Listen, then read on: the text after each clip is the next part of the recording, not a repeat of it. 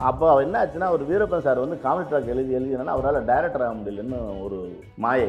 அது ஒரு மாதிரி ஒரு விஷயம் சினிமாக்குள்ளே இருந்தது. ஒரு நகைச்சுவை பதி வேல்முருகன்னு போடக்கூடாது, போட்டால் நமக்கு டைரக்ஷன் ரேங்க் வராது, என்ன காமெடி ரைட்டுன்னு ஒதுக்கிடுவாங்க அப்படிங்கிற பயத்தில் நான் என்ன பண்ணிட்டேன். ஆக்சுவலி பஞ்சாயத்து சீனு எடுக்கும்போது எனக்கு சரியாக கோஆப்ரேட் பண்ணல. வடிவேலும் சரி, அவர் சங்கல்முறை அம்மாவும் சரி, எனக்கு சரியாக கோஆப்ரேட் பண்ணல. அது நீங்கள் இப்போ இந்த சீனை பார்த்தா இப்போ உங்களுக்கு அது உலகளாவிய காமெடி பெற்ற மிகச்சிறந்த காமெடியில் ஒன்று. அது என்னன்னாக்க, நான் எடுக்கும்போது அவங்களுக்கு உள்ளுக்குள்ள மனசுக்குள்ள இந்த சிரிப்பு வருமா வராதான்னு ஒரு டவுட் ஆகி போச்சு. சிரிப்பு வந்தாலும் சரி வரலாம் சார், என்ன சேர்ந்தது இதுக்கு இந்த சீனுக்கு நடிச்சு கொடுத்துருங்க, நீங்கள் சொல்கிற மட்டும் செய்யுங்க, வேண்டாம் விருப்பம் நினச்சேன். ஸோ அதே மாதிரி வடிவேல் சர்க்கார் நிறைய காமெடி ட்ராக் பண்ணியிருக்கீங்க, அதெல்லாம் பெரிய ஹிட்மே ஆயிருக்கு. பட் உங்களுக்கு ஒரு மிஸ் அண்டர்ஸ்டாண்டிங் இருக்குது அப்படின்ற மாதிரி. நான் ஆட்டோகிராஃப் நடிக்க போயிடுறேன். நடிக்க போயிட்டு வந்ததுக்கப்புறம் இவருக்கு உள்ளுக்குள்ள வந்து நான் நடிக்க போனது பிடிக்கல. நீ நடிகர் ஆகிட்டப்பா, நீ நடிச்சுக்கப்பா அப்படிங்கிறார். நடிகர் ஆகிட்டாலும் நடிச்சிட நடிச்சுக்கிறேன் பொண்ணு அப்படின்ட்டு ஒரு இது சொன்னால் அப்படியே ரெடி ஆகிட்டேன். நான் வெளியே நான் தனியாக நடிக்க அப்போ நடிக்க நான் பிஸி ஆகிட்டேன். எனக்கும் சுந்தரி சாருக்கு இடையில ஒரு கேஸ் நடந்தது கோர்ட்டில். அது இண்டஸ்ட்ரிக்கு எல்லாத்துக்கும் தெரியும், கேங்கர்ஸ். அந்த படம் இன்டர்வியூவில் போய் நானும் சுந்தரி சார் படம் பண்ணியிருக்கோம், நல்லா இருக்கும், சூப்பராக இருக்கும், பாருங்க காம்பினேஷன், அதை பற்றி பேசிட்டு வர வேண்டியது தானே. சுந்தர் சார் உட்காந்துருக்காரு. இவர் உடனே சொல்கிறார், உங்கள் மேலே கேஸ் போட்டவங்களாம் இருக்காங்க இல்லை அப்படிங்கிறார். இது அவர் கேட்டார் அவன்கிட்ட. நீங்கள் நான் தான் ஒன்று அறிமுகப்படுத்தியிருக்கிறேன் சுந்தர்சி சார்கிட்ட. ராதிகா மேடக்கும் எனக்கு ஒரு 2 லட்ச ரூபா அட்வான்ஸ் கொடுத்துருக்காங்க ஒரு கதை பிக் பஸ்ன்னு சொல்லிட்டு. அதில் தமிழ் சினிமாலே இன்னும் ஒரு காமெடி அப்படி வராது. நானே திருப்பி நினச்சா கூட அது மாதிரி எழுத முடியுமான்னு எனக்கு தெரியாது. அவ்வளோ ஃபுல் லென்த் காமெடி கதை ஒன்று. என்னுடைய காமெடி ஏரியாவில் நான் சேலஞ்ச் பண்ணி சொல்ல, என்ன டச் பண்ண யாராலும் முடியாது.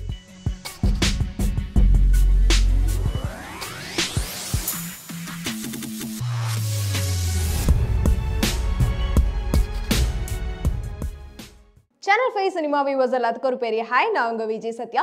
யாரெல்லாம் செம்ம ஸ்ட்ரெஸ்ல இருக்கீங்களோ மறக்காம இந்த எபிசோட் பார்த்துருங்க. ஏன்னா இன்னைக்கு நம்ம கூட வந்து actor, producer, director and comedy writer அப்படின்னு சொல்லி தமிழ் சினிமாவில் வந்து பன்முக திறமை கொண்டு நம்மளை ஃபுல்லாக என்டர்டெயின் பண்ண வேல்முருகன் சார் தான் வந்திருக்காரு. அவர்கிட்ட நிறைய விஷயங்கள் பேச போகிறோம். ஹாய் சார், எப்படி இருக்கீங்க? வணக்கம் சத்யா, நல்லா இருக்கீங்களா? நல்லா இருக்கேன் சார். நீங்கள் 2Kவா? Yes sir. நான் கொஞ்சம் பார்த்தேன் பேசணும். சரி, ஓகே. சேனல் 5 சினிமா நேயர்களுக்கு வணக்கம். Okay sir. ஸோ நான் சொன்ன மாதிரியே வந்து ஆக்டர், ரைட்டர், ப்ரொடியூசர்னு சொல்லிட்டு உங்களை பற்றி சொல்லிட்டே போகலாம். முக்கியமாக வந்து காமெடி ரைட்டர் அப்படின்றப்போ தமிழ் சினிமாவில் உங்களோட பங்கு ரொம்ப பெருசு சார். எப்படி இந்த ஜேர்னி ஸ்டார்ட் ஆச்சு? ஆக்சுவலாக நான் வந்து எனக்கு மதுரை பக்கத்தில் திருப்போணம் என்னோடய சொந்த ஒரு சிவகங்கை டிஸ்ட்ரிக்கு. ஓகே. நான் சிறு வயசில் எங்கள் பரம்பரையே இப்போ நடிகர் குடும்பம் தான். எங்கள் தாத்தாவே மிகச்சிறந்த காமெடி நடிகர்.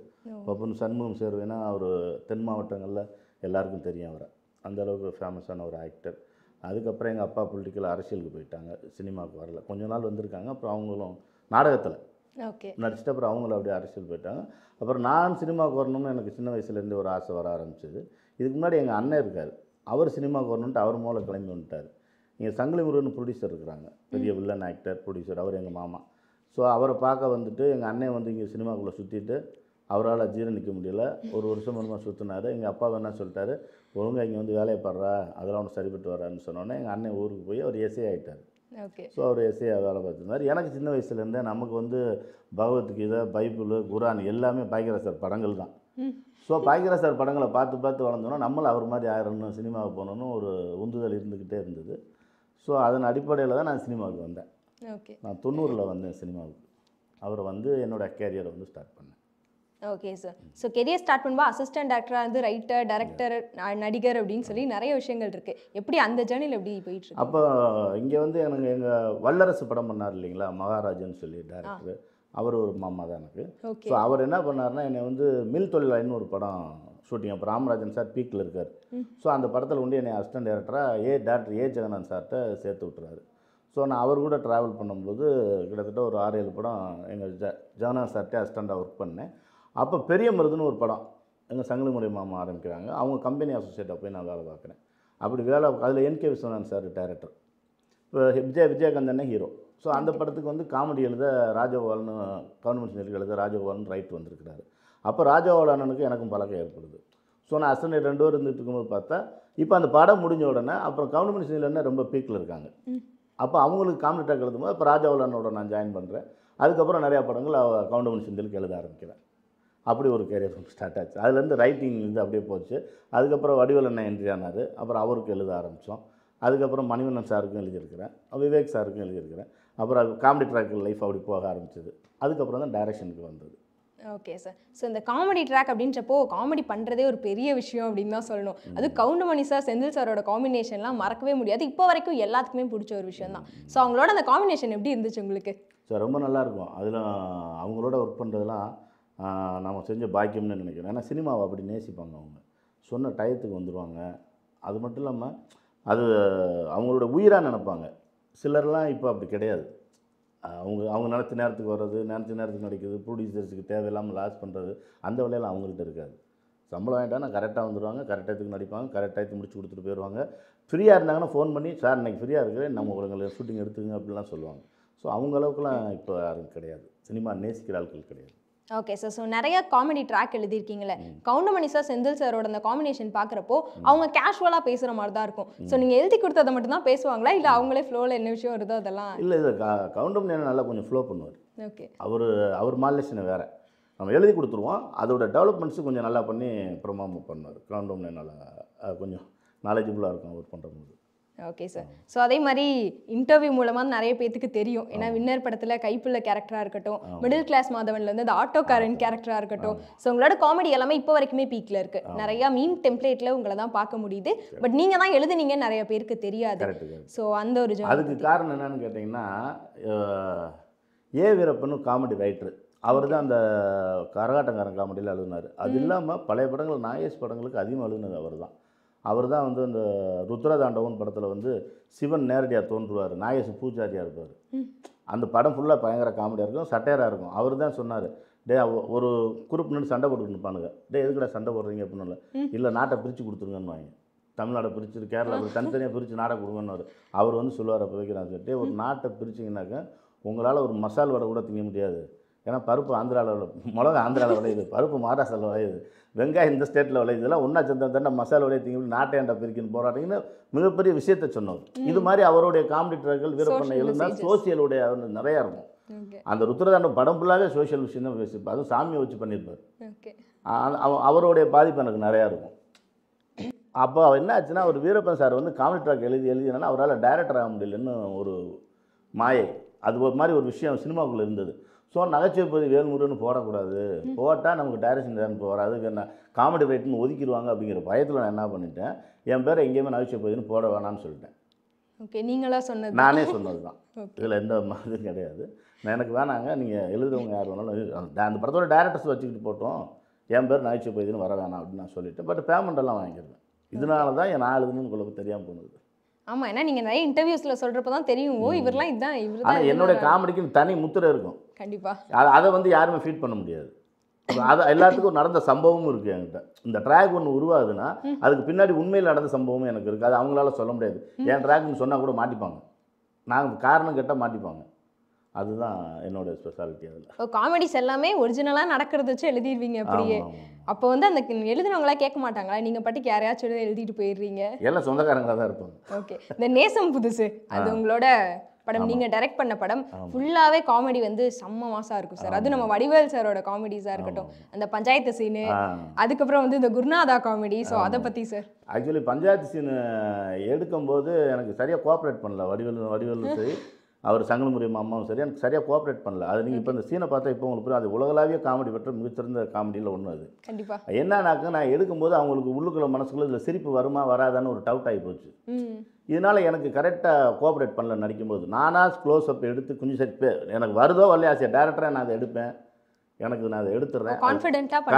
அதில் சிரிப்பு வந்தாலும் சரி வரலாம் சார், என்ன சேர்ந்தது இதுக்கு இந்த சீனுக்கு நடிச்சு கொடுத்துருங்க, நீங்கள் சொல்கிற மட்டும் செய்யுங்க, வேண்டாம் விருப்பம் நடிச்சாங்க. ஓகே. நீங்கள் இப்போ பார்த்தீங்கன்னா சில டைலாக்லாம் ஓவர்லப் பண்ணியிருப்பேன். ஏன்னா அந்த டைலாக்லாம் அவங்க க்ளோஸில் எடுக்கணும், அவங்க ஒத்துழைக்கிறதுனால டைம் கொடுக்காதனால நான் அதை க்ளோஸில் எடுக்காமல் இவர் சொல்கிற டைலாக் அவர் மேலே ஓவர்லப் பண்ணியிருப்பேன், அவர் சொல்கிற டைலாக் இவர் டப்பிங்கில் வச்சு மேட்ச் பண்ணேன். அது கொள்ள பேருக்கு தெரியாது. அது ஆக்சுவலாக நினச்ச மாதிரி இருந்தால் இன்னும் அது வெறிய லெவலில் இருந்திருக்கும். ஓகே. ஸோ அந்த இது குருநாதா சீன் சார்.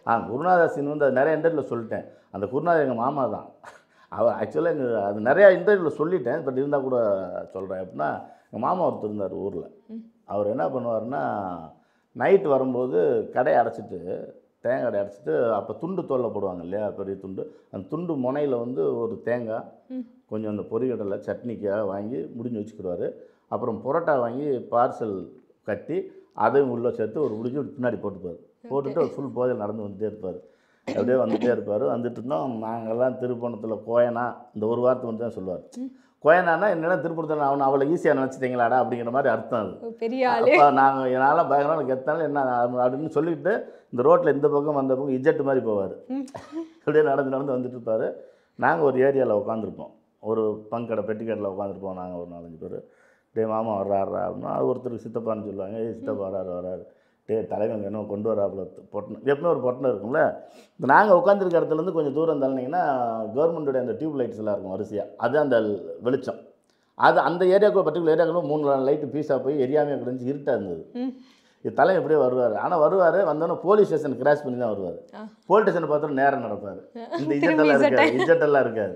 அவர் அப்படியே வருவார். வந்து எங்கள் ஏரியா எங்களை விட்டு இப்படி தாண்டி இப்படி கிராஸ் பண்ண போவார். நாங்கள் இறங்கி குடுக்குடுன்னு இருட்டுக்குள்ளே போய் தலைவனை பிடிச்சி அங்கே இருக்க பொட்டணத்தெல்லாம் பிரித்து எல்லாத்தையும் எடுத்துகிட்டு ஓடியாந்துருவோம். வெறும் துண்டோட வீட்டுக்கு போய் காலைல அங்கே போய் கம்ப்ளைண்ட் பண்ணிவிடுவார் வீட்டில். இங்கே மாதிரி தவறுக்கிட்ட வந்து இந்த பயில ஊரை அப்படி பண்ணிட்டாங்க, யாருன்னு கொஞ்சம் விசாரிச்சுட்டா காலைன்னா அத்தை காலையில் வந்துடுவாங்க. வந்து ஒவ்வொருத்தங்களும் விசாரிப்பாங்க. என்கிட்ட வந்து மருமைனா இந்த மாதிரிப்பா மாமா வந்தாங்களா, யார் உங்களுக்குள்ளே இருந்து நம்ம பயிலுக்கு தான் பிடிங்கிருக்கானுங்க, யார் என்னன்னு தெரியல. அப்படியாத்த அப்படின்னு நான் கேட்டுருவேன். அதுக்கப்புறம் மற்றவனு ஒருத்தன்னு பார்த்தோன்னா அதே மாதிரி ஒருத்தர் ரியாக்ஷன் பண்ண யாரும் தெரியல. நாங்கள் செஞ்சவங்களுக்கு தெரியும், நேரடியாக வந்து கேட்க முடியாது, நீ தானே செஞ்ச அப்படின்ட்டு. இப்போ அவங்க பையனுக்கு போய் தகவல் கொடுத்துட்றாங்க. தகவல் கொடுத்தோன்னா அவன் பையன் மறுநாள் வந்து சண்டை. நாங்கள் இந்த கடை நாங்கள் இருக்கோம்னாக்கா அந்த கடைக்கு நின்று குத்தா மதிப்பாக திட்டுறது. கெட்ட வார்த்தையில் கண்ணா புண்ணான்னு திட்டிட்டு இருப்பார். நான் பார்த்தேன் தலைவா இவன் இன்னொரு வாய்ட்டு அப்படின்னது. அதுக்கப்புறம் தான் தோளுகள்லாம் எடுத்து வச்சு எரிய ஆரம்பிச்சு. நடுவில் ரெண்டு கத்துவார். இந்த கடையில் 2 பேர், அந்த கடையில் 2 பேர், அந்த கடையில்.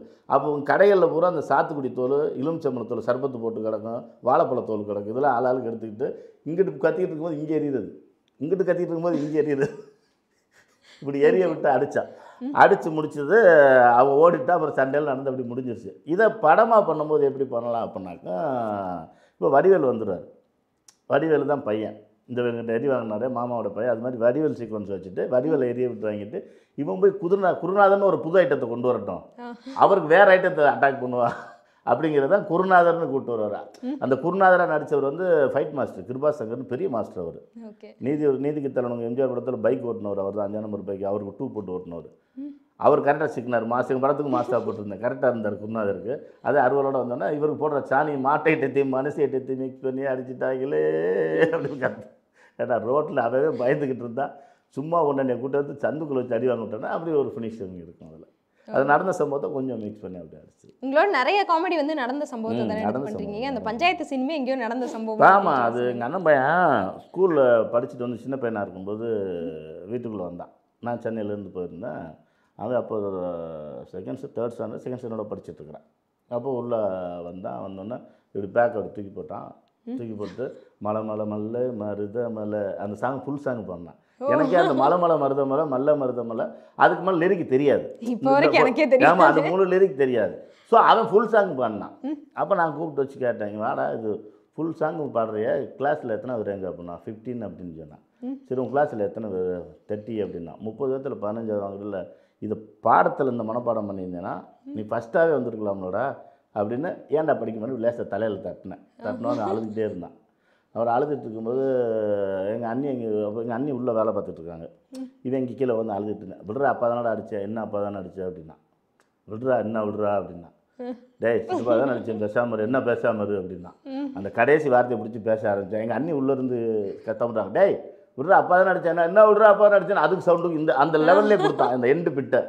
ஸோ இதை தான் வந்து என்ன கையை பிடிச்சிட்டு அந்த சீக்வன்ஸ்குள்ளே வச்சது. அதை வச்சு ஒர்க் அவுட்டுமே ஆயிடுச்சு, பெரிய ஹிட் அப்படின்னு தான் சொல்லணும். ஸோ அடுத்து அந்த கைப்புள்ள கேரக்டர் சார், ஏன்னா அந்த கைப்புள்ள கேரக்டர் யாருனாலுமே மறக்க முடியாது. சொல்லப்போனால் உங்களுக்கும் வடிவேல் சாருக்கும் தான் அதிகமாக காம்பினேஷன் இருக்குது அப்படின்னு நினைக்கிறேன்.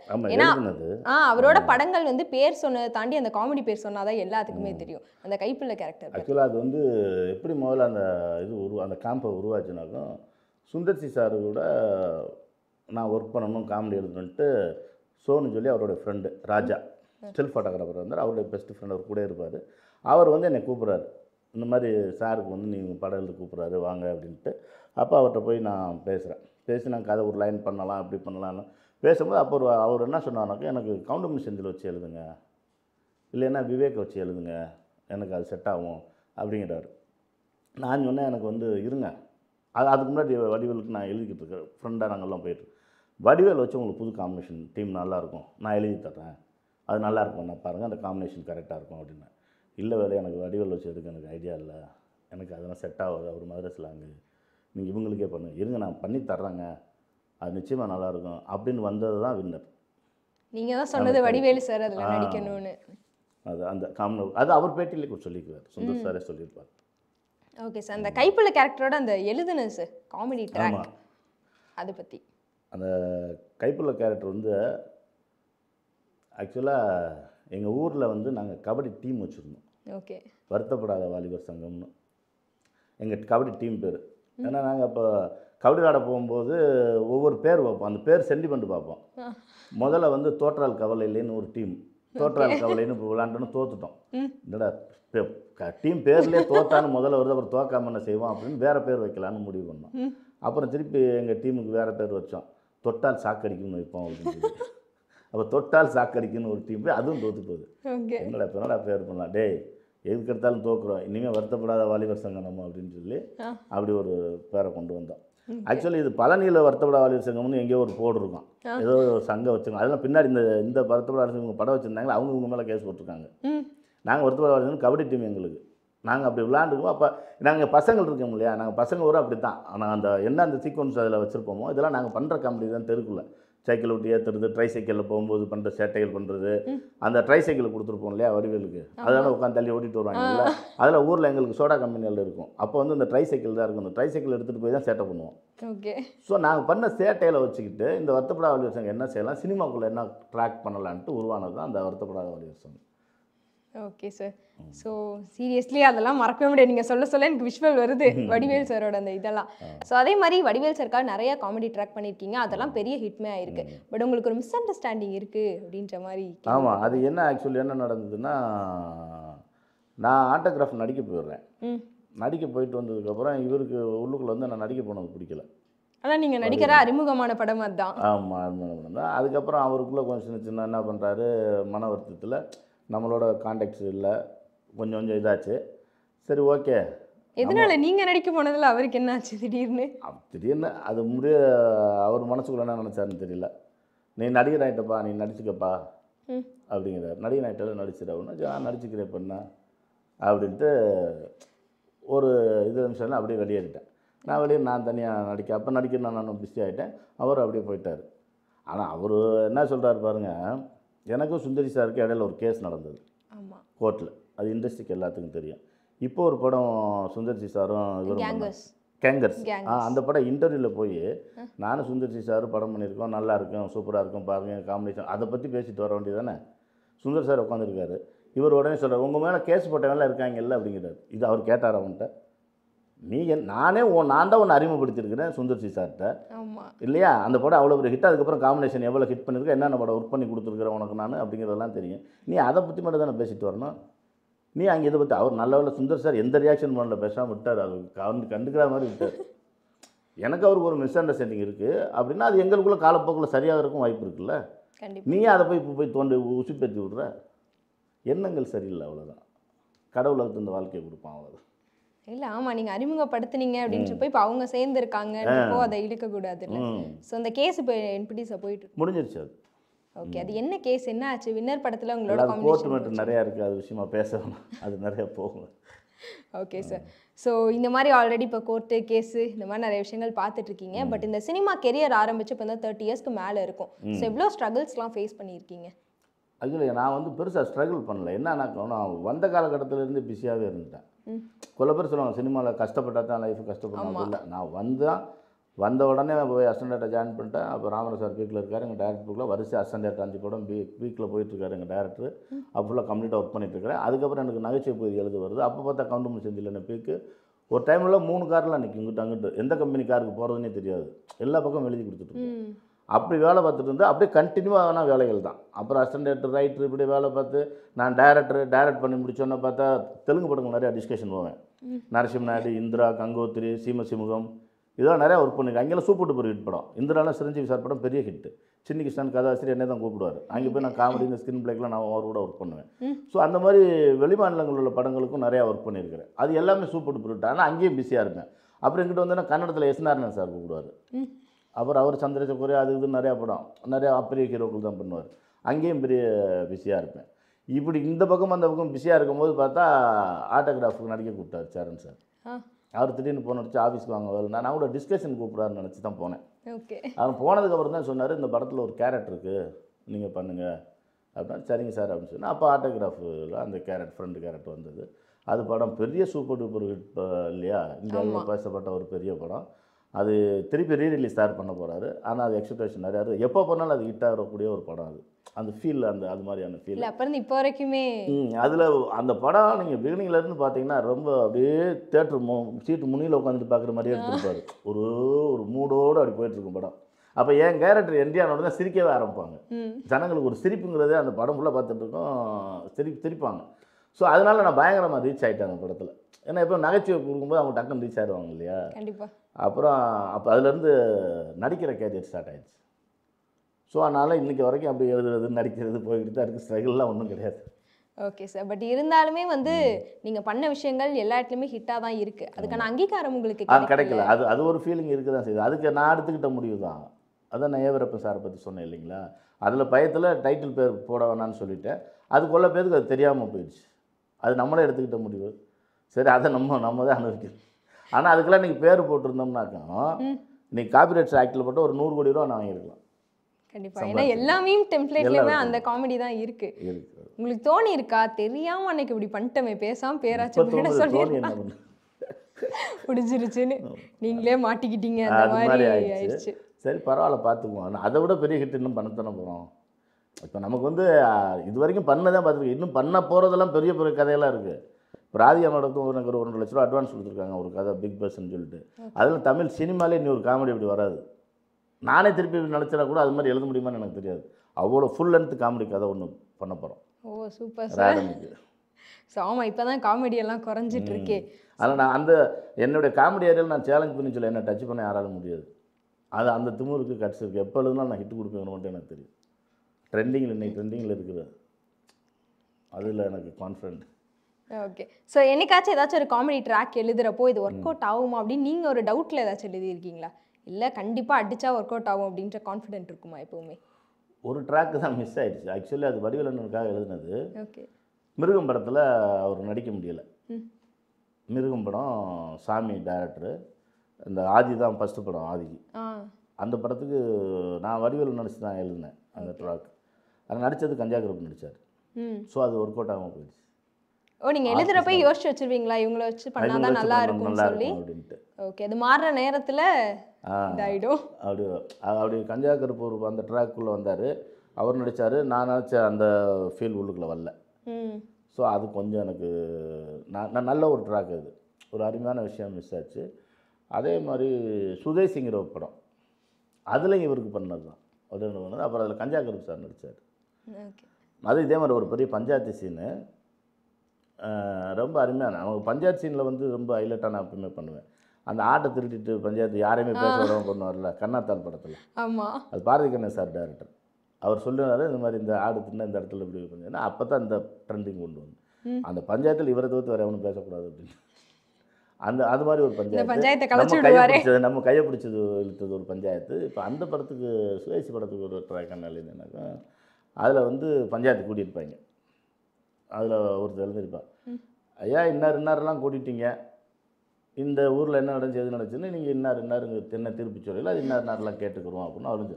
அதே இன்னாரெல்லாம் சொல்கிறீங்கல்ல, அப்போ இன்னாரெல்லாம் என்னன்னு சொல்லுங்கள், இன்னாரெல்லாம் கேட்டுக்கிறோம். இப்படித்தான் இன்னாருன்னே போயிட்டு இருக்கும். அப்போ வெளியே இருந்து ஒருத்தர் வந்தேன் பார்த்துட்டு, ஏன்டா அவங்க சொல்கிறதுல ஏதாவது புரியுதாடா, எவனுக்காவது ஊரே ஒன்று கூடி நாராக கிழிக்கிறீங்களாடா அப்படின்னு. அப்பா இன்னாருன்னு சொல்லிட்டாரு அப்படி இப்படியே போய் குழப்பம். அது ஒரு பஞ்சாயத்து முடியும். அது நினச்ச மாதிரி என்னால் ஒர்க் அவுட் பண்ண முடியும். அது சில இதுகளை சில ஆர்டிஸ்ட் பண்ணால் நல்லா இருக்குங்க. ஓகே. ஸோ நீங்கள் பண்ண காமெடி ட்ராக்கில் உங்களுக்கு ரொம்ப பிடிச்சது? எனக்கு பிடிச்சது பட்டியல் பிடிக்கும். பட்டியலில் பஸ் ஸ்டாண்டில் பரத்தை கூட்டி கொண்டு கொடுப்பேன். நான் அவனை கூட்டி கொண்டு அவன் எனக்கு தெரியாமல் சுட்டுட்டுலாம் வந்துடுவான், கொலை பண்ணிட்டுலாம் வந்துடுவான். இப்போ அவனை கூட்டிகிட்டு போகும்போது ஒரு 2 விஷயங்கள் பேசிட்டு போவேன். அது ரொம்ப நல்லாயிருக்கும் அந்த பர்ஃபார்மன்ஸ் இதெல்லாம். அதே மாதிரி பழனி படத்தில் பார்த்தீங்கன்னா பரத் என்னை காஜல் அகர்வாலை மாப்பிள்ளையை கூட்டி போவார். ஆமாம், மாப்பிள்ளையை கூட்டி கொண்டு உட்கார வச்சு பார்க்க விடுவார். அது ரொம்ப நல்லாயிருக்கும். அப்புறம் இது கதை சொல்கிற மாதிரி ரொம்ப சூப்பராக ஒர்க் அவுட் ஆனால் அதில் ஒருத்தர் ஆல்பம் பண்ணியும் பெரிய ஹிட் பண்ணார். துப்பட்டா கன்னத்தில் அப்பட்டா சத்யராஜ் சார் கதை சொல்லணும் இல்லையா, அதெல்லாம் பெரிய ஹிட் ஆச்சு. ஆட்டோகிராஃப் படத்துலேயும் நல்லா அந்த பெத்தாங்களா செஞ்சாங்களா ஆஃபீஸ்க்குள்ளே, என்னடா பூரா செவத்த குட்டியாக திட்டாளுங்கடா, பெத்தாங்களா செஞ்சாங்கன்னு தெரியலன்னா ஜெர்னல் பயண கிளாஸு, அதெல்லாம் ஒர்க் அவுட் ஆச்சு.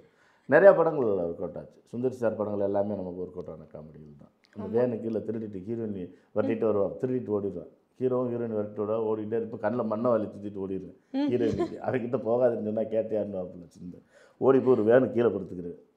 வேனு கீழே படுத்துட்டு ஃபோனில் பொண்டாட்ட பேசிட்டு இருப்பேன். வந்துட்டேன் அப்படி இப்படின்னு பயனாக பேசிட்டு இருப்பேன். வேன் எடுத்துகிட்டு போயிடுவாங்க தெரியாது. வெட்ட வழியில் படுத்துட்டு சுந்தர் சார் இருப்பார். அதில் நல்லா ஒர்க் அவுட் ஆன காமெடி.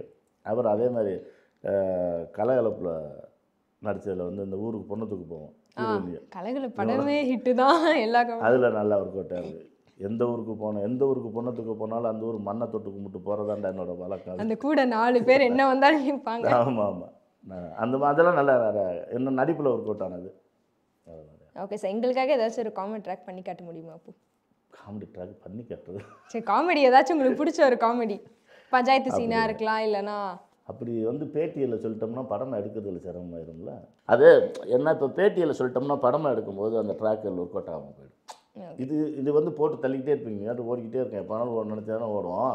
அப்போ அது படம் பார்க்கும்போது ஏற்கனவே ஒரு பேட்டியில் சொல்கிறேன் அதுவா சீனா அப்படின்னு ஒரு மாதிரி இதாகிடும். அது சத்யராஜ் சாருக்குன்னு அவசியம் டேரக்டர் நம்ம ஒரு கதை சொல்லணும். இப்போ இங்கே பின்னி பெடல் எடுக்கிற மாதிரி சைக்கிளில் உட்காந்து ஒரு ஃபைட் எடுக்கிறோம் சார். அப்போ விழுந்து சார் துப்பட்டா, துபாயில் போய் விழுந்து சார் துப்பட்டா, எனக்கு புரிஞ்சு ஒரு கை எடுத்துச்சு. எல்லாரும் எதிர்பார்ப்பாங்க சார், இல்லை சார் அங்கே தான் ஒரு பாட்டு வைக்கிறேன், துப்பட்டா துப்பட்டா கன்னத்தில் அப்பட்டா அப்பட்டான்னு ஹாரிஸ் சாராச்சும் மியூசிக்கில்